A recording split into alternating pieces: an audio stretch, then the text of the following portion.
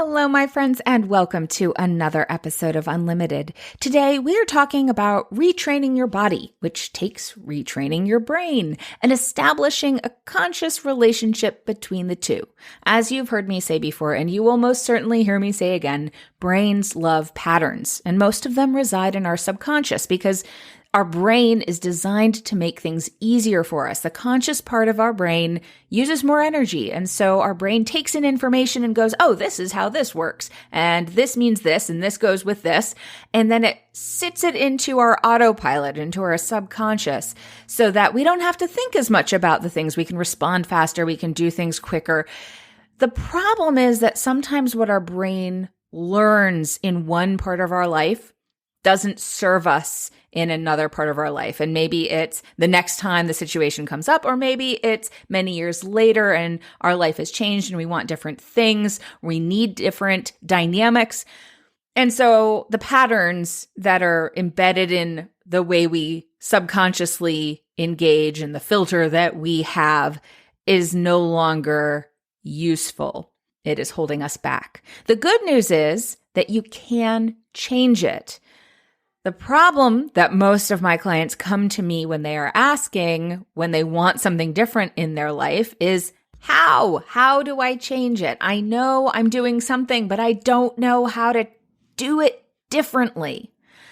Well, my guest today is Macoun, and her clients come to her when they're asking this question of how, because they want something different for their body. They are experiencing some sort of chronic pain or limitation in their physical self, and they want something different.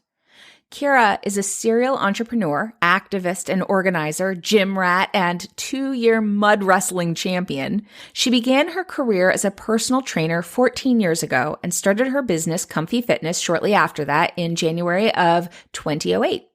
Along her journey, she uncovered a deep joy in helping people rid their body of chronic pain. Over the last decade and a half, she's discovered so many parallels in training the mind and training the body, and asserts now that the two are not inseparable. In order to shift anything, we must come at it from both perspectives, body and mind. Further, transforming in one area directly impacts the other. Presently, Kira owns and operates Comfy Fitness Online, the Kimbra rituals that create community for entrepreneurs, and does political commentary for Hardlens Media. Some of the topics that we cover in this episode are stepping into motherhood. The problem may not be where you are experiencing the pain, re-engaging the brain-body connection, the importance of taking time to notice the patterns, both physically and in life, what it looks like to activate intentionally, how to create more freedom in your body and beyond, and practical tools to effectively release your stress posture. Kira and I do want to acknowledge that the patterns in your life, though you may not like them, are there for a reason. There's nothing wrong with you, and wherever you're at is okay. Many people right now are struggling and feeling frustrated with having been in survival mode and really wishing that they weren't. So we want you to know that while we believe a more expansive space is possible for you, which is the focus of this podcast, that wherever you are right now is normal, and to be gentle with yourself. It's been a very difficult time.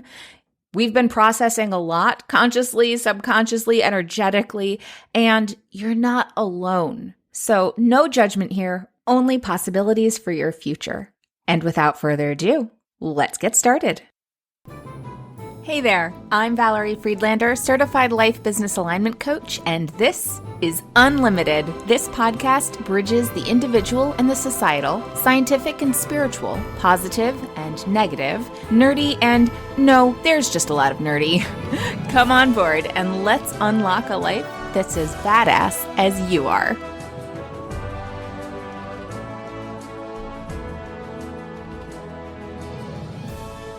Welcome, Kira, to the Unlimited podcast. I'm so excited to have you on today.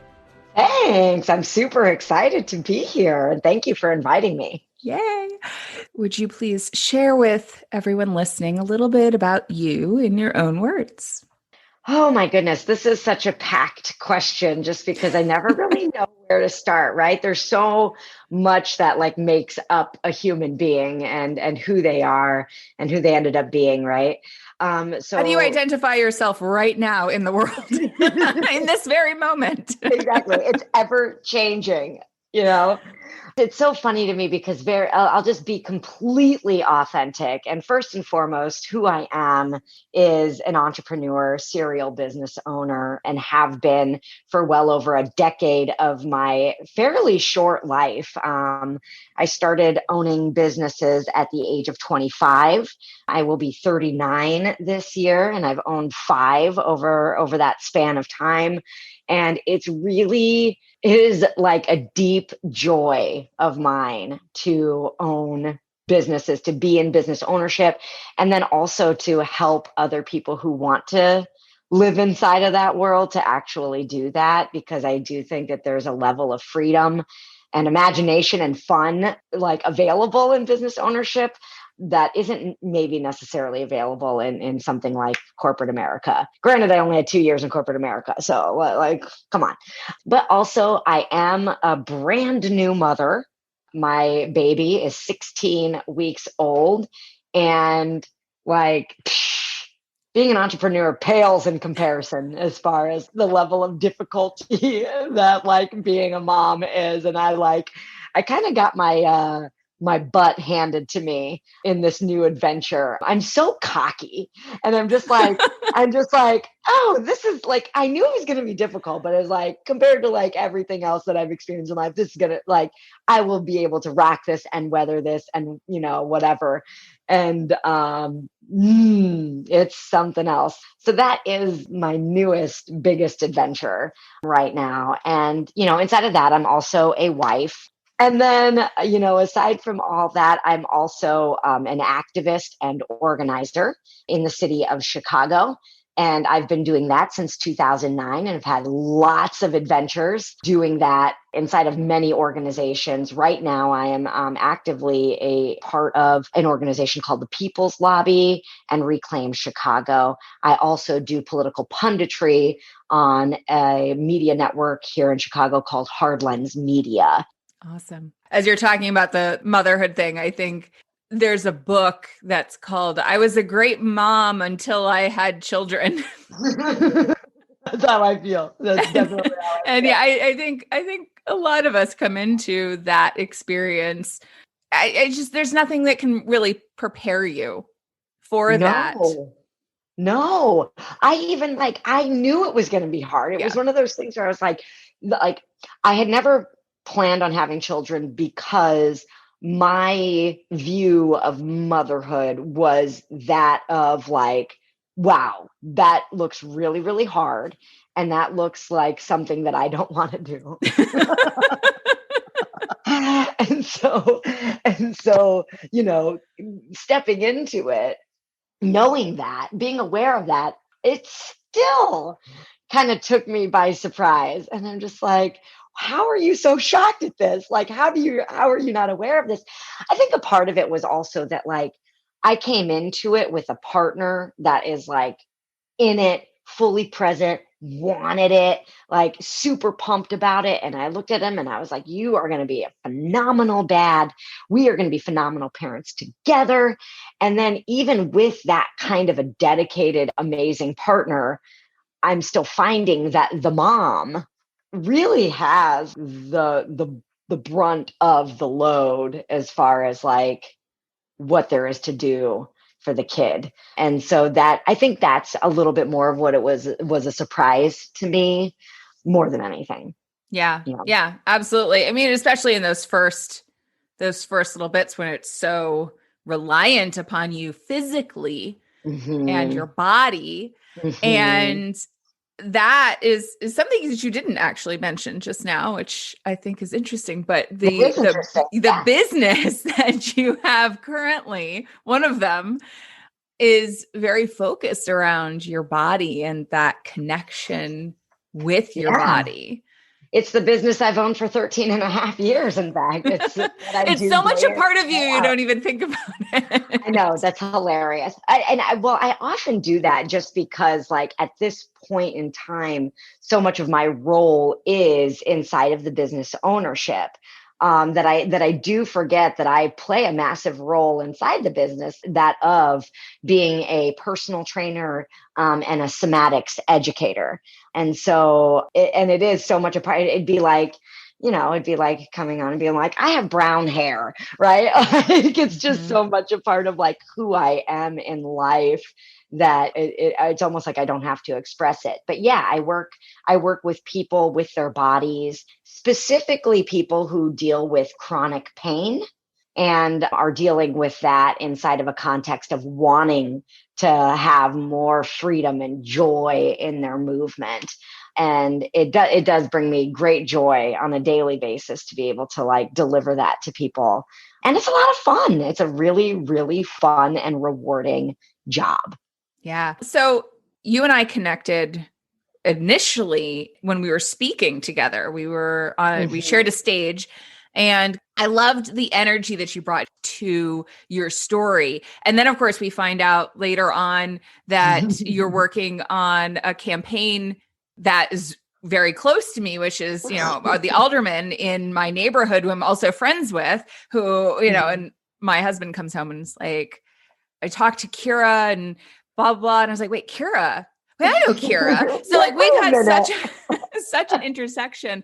And then we connected because one of the things that I was having was suddenly shoulder issues that I didn't Mhm. even know where it came from. I was like, what's happening? Am I like sleeping on it funny? Like, what is going Mhm. on? And Mhm. then, just some knee issues that I was like, it's probably genetic. Everybody in my family has knee issues. And so Mhm. we started chatting about that. And you told me about the somatic work, and we did some work around that. And I was like, oh my gosh, I've never experienced fitness in that frame before. And was like, oh, this is exactly what I do when it comes to connecting thoughts and retraining patterns of thought and action with a very physical focus. And I'd love for you to explain to everybody a little bit about what is somatic Mhm. fitness.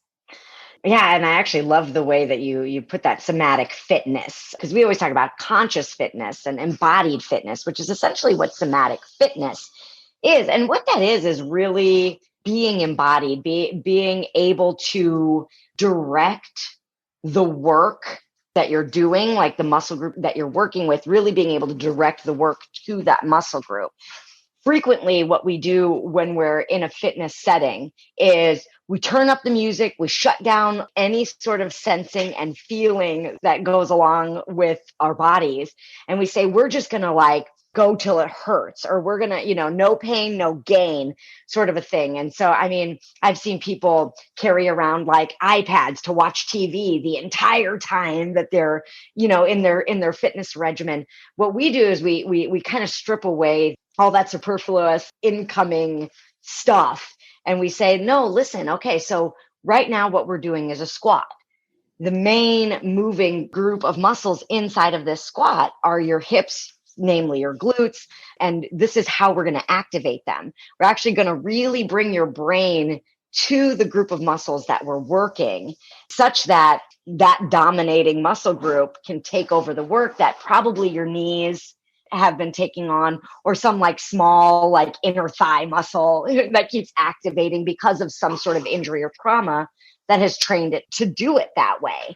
And so the way that we do that, and you got to experience, Valerie, is like, I mean, there's so many ways to go about doing that. We can do it through the actual embodied piece of somatics movement, which is really, really slow movement, where we like take a very tiny little movement and we move it in a way that like slows everything down, so you can really connect your brain and that muscle that probably has lost communication with your brain, just to make our lives easier or to protect us from something or whatever.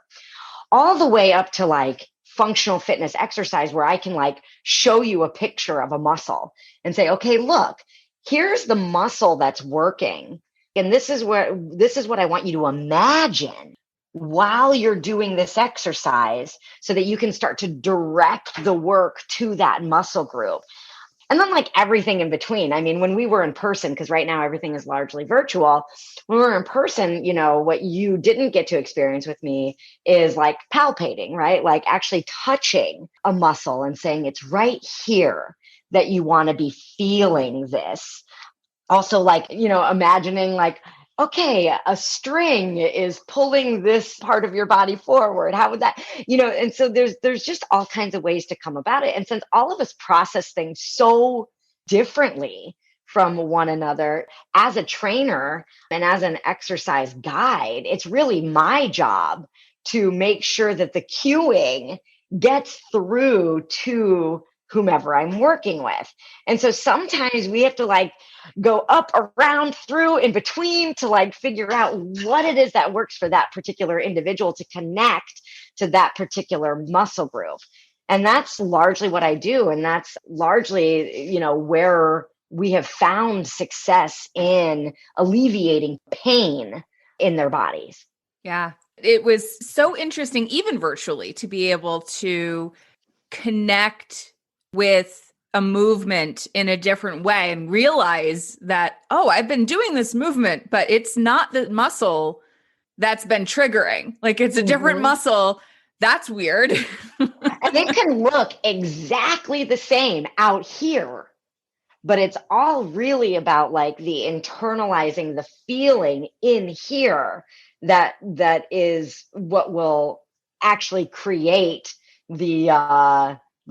it's called sensory motor amnesia, which will get rid of the sensory motor amnesia and awaken. So I want you to explain that, because I think, when I think about that, but I want to take a minute and actually think about those words, like, because I think the labels of things, the names of things, there's a reason it's called that. And when I hear you say amnesia, it's like forgetting. It's like something shut off, some block came between those things. And so break that down.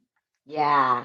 Yes. And sensory motor amnesia is such a massive concept when you, even just with the body, but you can step away from the body and notice sensory motor amnesia in your entire life. So what is sensory motor amnesia? So as we go through our lives, things happen to us. Injury, recovery from injury, habituated postures because we're in front of a computer all day, or because we're a mom and we're carrying a kid on our hip, or, whatever, a backpack, your mode of transportation. I was a cyclist for so long, and that did a number on my shoulders.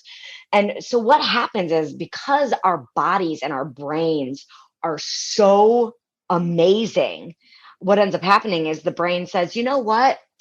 We're doing this thing so much. Why don't we just like memorize it that way?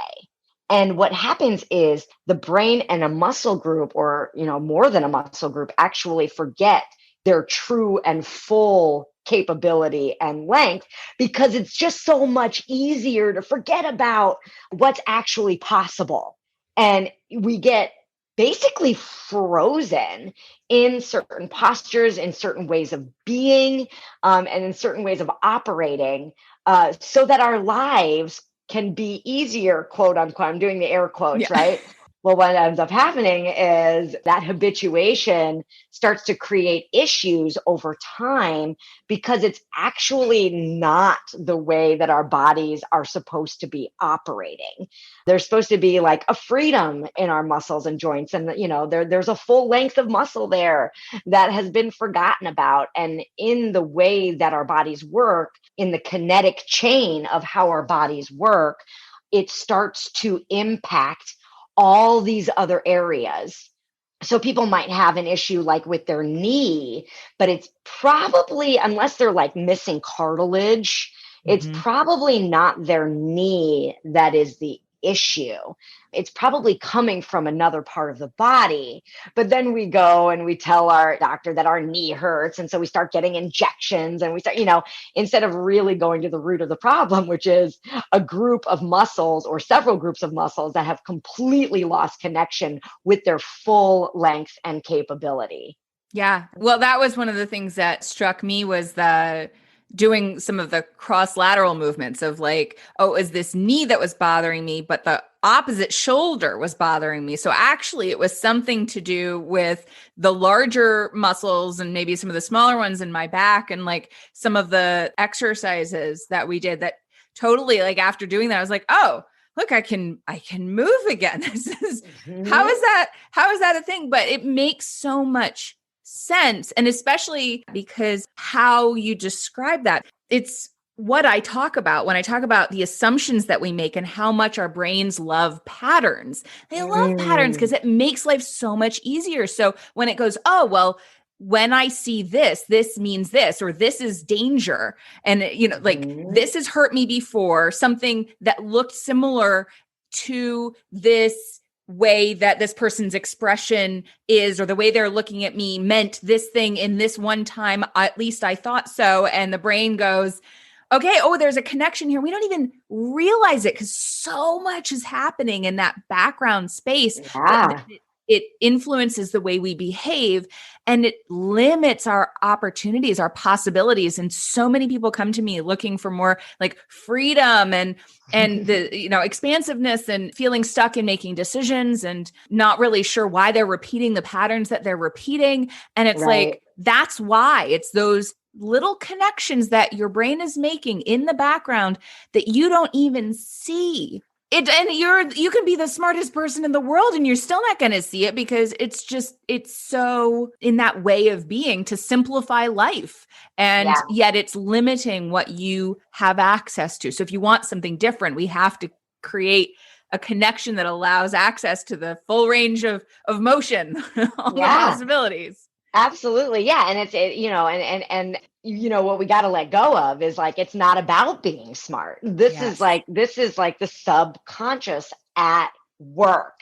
So every time I say to my husband, hey, Mark, like, and he knows that I'm going to make a request of him, he gets really irritated. And why? Because probably something with his mother having nothing to do with me. But Yes. like, it's just very, very like, it's an ingrained, habituated pattern. Yeah. And one of the most profound things that my somatics mentor said to me, I was talking to her about how one of the things that I do is I just load up my schedule. And I just like, I want to get all these things done. I want to do all these things. You can tell by my bio, like that I want to do a lot of things in life. And then I like don't get any sleep, or, I really like, I burn the candle at both ends. And she said, oh yeah, yeah, that's your SMA and sensory motor amnesia. Yeah. And like that was the first time that sensory motor amnesia for me had ever been taken out of the body context and into the life context. And I was like, oh, like from a cellular level, we are operating in patterns that we know and trust, even though they're creating pain in our lives. And until they're discovered, we don't actually know that they're creating the pain points, but we hold our bodies and our brains hold on to them because it's our safety. Yeah. Well, and exactly, going to that example that you used about with like, hey, Mark, and he Hey, Mark. stiffens, Yeah, he totally. stiffens, you see the stiffening, and then you get defensive and feel like you need to like protect the request. Like, no, I'm totally justified in asking this. Or you shut down and go, you know what? I don't want to impose. I don't want to Bingo. cause anybody, any difficulty. I'll just do it myself. I'll just It'll do it be myself. easier. I don't want to, it'll be more difficult to fight that fight. Even though it doesn't even have to be a fight. But Mhm. those are the dynamics that play out in every little aspect of our life. Yeah, it's pretty profound and it's extremely impactful. And I was mentoring one of our trainers just the other day, and I said to her like, "Hey, what I want you to start paying attention to is every time you say something should be a certain way, a person should be a certain way, or you should be doing things in a certain way. I want you to notice when you do that." And then her SMA showed up and she said, "Well, and then what?" And then I said, "Well, and then nothing." Start with the noticing, Yeah. and then we'll go from there. Yeah. Yeah, That's exactly. Write it down. Write down what you're noticing. because Mhm. that can be, even just noticing it can be powerful. There's a saying that once you identify a limiting belief, it has an expiration date. Mhm. Once Yeah. you notice that amnesia, that place where your brain was blocking a connection just because this works, Mhm. even if it doesn't work, it's like, this is what I know works. Mhm. So then when you're able to go, oh, but there's more room here, Yeah. that Well, that we've makes all the survived this difference. long, Yeah. right? Like, it's one of those things where it's like most of us would be just fine going along the timeline we're going on in the trajectory we're going. We would be just fine. We would survive. We would probably live a fulfilling enough life, right? And so, yeah, those patterns are actually working. But because we live now in a time and in a culture and in a place where that doesn't actually need to be the case anymore. There are just greater and broader and bigger opportunities. It's just like, I think that in a sense, as a species, we have like a generational species SMA of like, we just got to get through life. So we have a lot of work to do in that SMA space as a culture and as a species. And there are some of us that come at it from that bigger, more aerial view. And then there are some of us that come at it from that more like cellular view. And Mm-hmm. neither of them is wrong or right, but both of them are absolutely necessary in order to get to the place that I think we as a species want to get to, which is living in a world that works for everybody. I mean, at least that's my goal. I don't know. I don't want to Yeah. put that on everybody else. Well, and that's, I often will talk about like that difference between the social impact and the change, that we need to be aware of the dynamics that we exist in, as well as, being someone who works with individuals, and that connection and developing that self connection, and that expansiveness allows for a resiliency as you Mm-hmm. take in information, and as you start to be able to see those connections and go, oh, back to exactly what you said at the beginning of this, of how I identify, how do I say who I am in this moment, recognizing that it can change, instead of having to be rigid about, well, this is just the way I am, this is just what I do. It's like, Mm-hmm.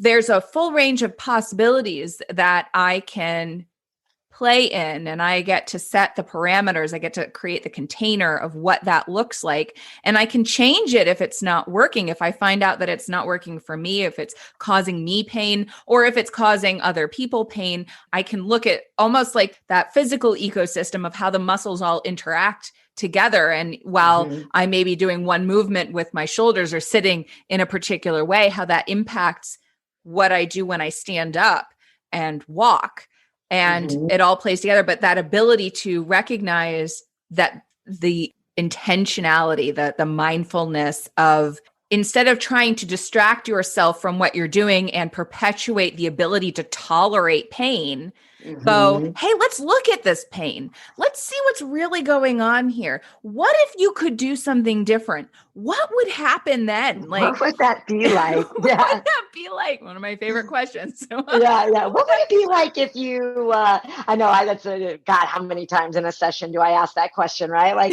what would it be like if you turned your palm to face the ceiling on this?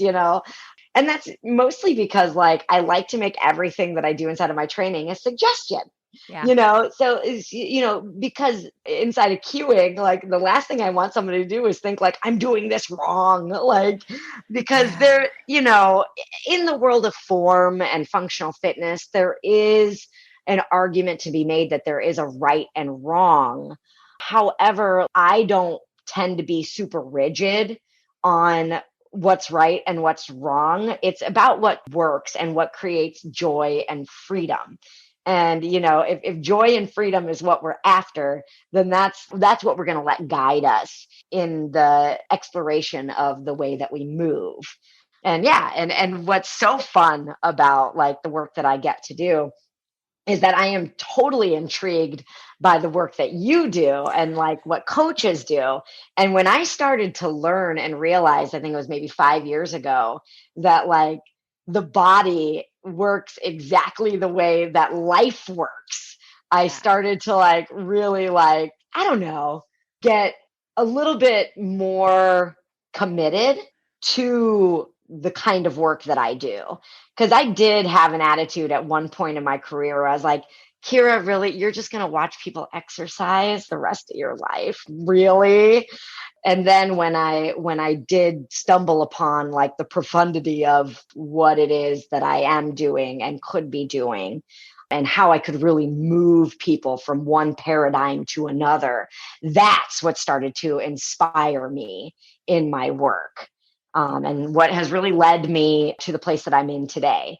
It's so cool. That was really inspirational for me to I love analogies. So I Mhm. love being able to make connections between things, and it's so tangible, those connections. And one of the things that I used to talk a lot about is when you're feeling stressed, you tend to hunch, like if you feel stress is usually that there's a perceived threat, there's something coming at you. And so you want to protect yourself. So we take on a defensive posture, rolling the shoulders forward and that can even trigger when you're sitting at the computer and you Mhm. naturally hunch over. Your brain and your body are constantly talking. So your brain is going, oh, your body is in defensive posture. You Uh-huh. must be under stress. So you're much more likely to be reactive. Say you get an email and somebody is saying, oh, they decided they're not going to work with you, or, that Mhm. they made a different choice, or they ask a question about a choice that you made or whatever it is. And,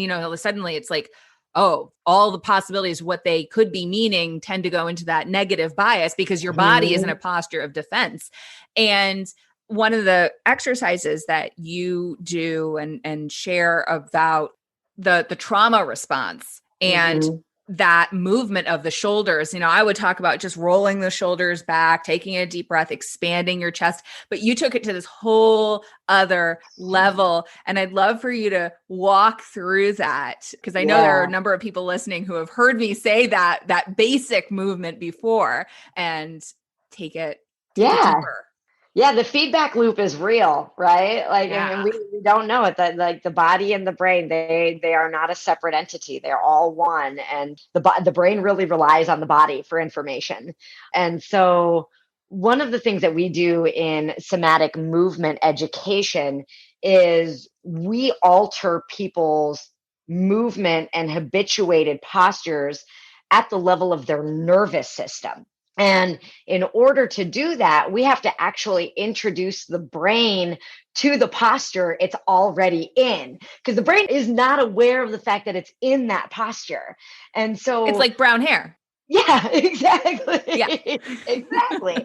It's like it's not like an important piece of the equation, right? But actually, if the brain isn't aware of it, what do we know? Then there's no way to transform it. So Yeah. here's how we do it in somatic movement education. So we'll take that hunched posture, right? And our listeners, your listeners, our listeners could do this right now if they're in a seated position or even a standing position, but they can even feel for their own posture. Some of us hunch our shoulders, some of us have a really arched low back, some of us are like kind of like cinched to one side. Whatever it is your posture is, become aware of it. Maybe even take a picture of yourself, or have someone take a picture of you if you are completely like disembodied from it. But then what you want to do is sink deeper into the posture. So if you have rounded shoulders, or maybe your shoulders like hunch up to the ears, that's a really common one. Maybe you shrug your shoulders up a little bit harder so that your brain actually notices the shrugging.